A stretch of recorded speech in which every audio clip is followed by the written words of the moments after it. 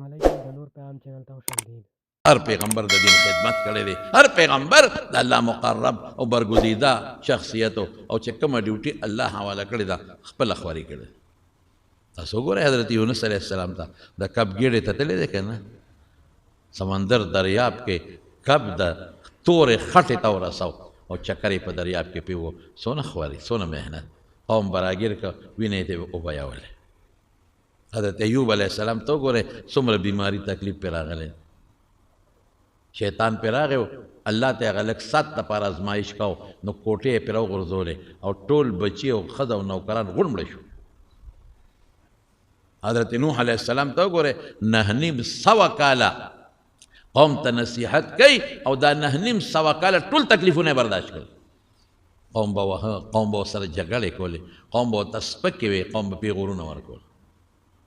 حضرت ابراهیم علیه السلام ته وګورئ ورته وغورځولی شو، وطن نه ویستلی شو او لاړ شام ته او د هغه ځای نه سره د ماشوم بچي او د خپلې بیبي هاجرې مکې ته الله په حکم راغی او ماشوم بچي او ښځې په بیت الله خوا کې پرېښودل او بیا ورته الله وایي زوی دی لال کا، وایي دغه دی چاړه پرې راکړه. دا څومره تکلیف. حضرت موسی علیه السلام ته وګورئ لړ د مصر نه مدین ته پیاده په شاړو کې بیا راځي او بیا د هغې نه پس دشمن فرعون ورپسې دی او په بحر قلزم باندې وادي سینه او وادي تیح ته اوړي. لږ مزل نه دی صاحبه، ډېر لوی مزل دی.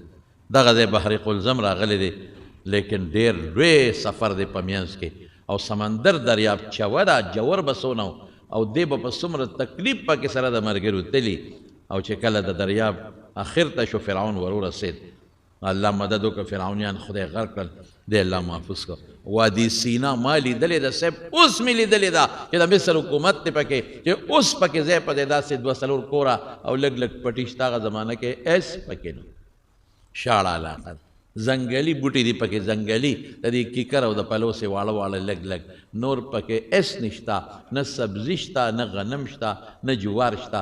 دقه وادي تیح کې زندگی تیره کړه. آسان کار ده. حضرت یحیی علیه السلام علال شو دې دین دپاره، سر ته پرې کړی شو او سر بیت المقدس کې په یو غار کې د جومات سره خوا کې اوس هم پروت دی.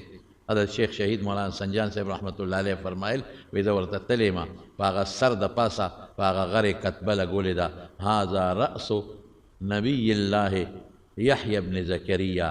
دې غار کې د الله د پیغمبر د زکریا علیه السلام د زوی د یحیی سر پروت دی. دا نه بل دی ښه.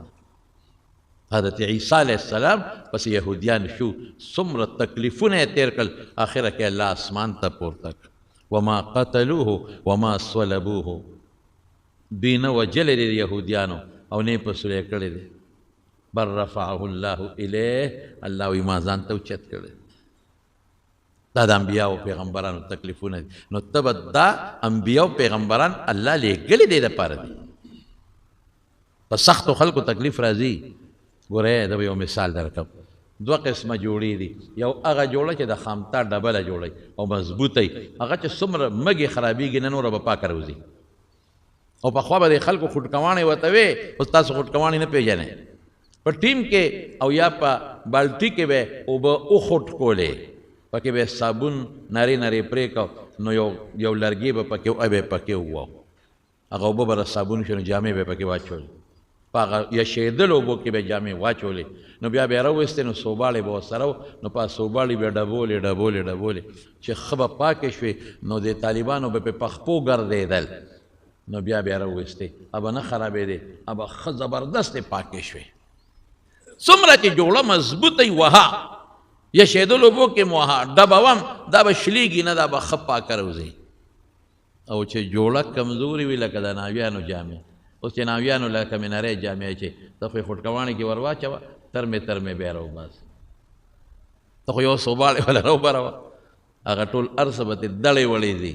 ته خو معمولي غوندې طالب له ورکوې، پخپو پې وګرځه، وایي نو طالب خپه خو ځان له ګروز دی، او چې وخت پې پې کېښه د هر څه به ختمې نری کپړه ده دقسې د پیغمبرانو مثال د مضبوط ایمان دی کلک ایمان څومره تکلیف کې راځي دا به نورم تازه کېږي او زمونږ د ایمان مثال د ناویانو د جوړې دی یا د پرامي چرګوټي که معمولي زور ورکې شلیږي نه مونږ خدای د دې ازمایښونو نه ساتي چې دا د ازمایش قابل نه دی د لکه لږه زور ورکوم اوس ټرت کوي او تختې را اوس پیمپر لړي خیر و خلاص نو مونږ سره خدای ګزاره کوي نو پیغمبرانو دا دومره تکلیفونه تیر کړي دي او دا دومره تکلیفونه برداشت کړل د چا د مخه د الله د مخه ښه خدمتونه یې وکړل چې الله کومه ډیوټي راسو ورکاله والا کړې ده هغه ډیوټي خپله پوره کړه امت ته ورسوله ایمان څوک راوړي که نه راوړي دا خبره په موږ په پیغمبر لازمه نه ده بس ته خپل کار کوه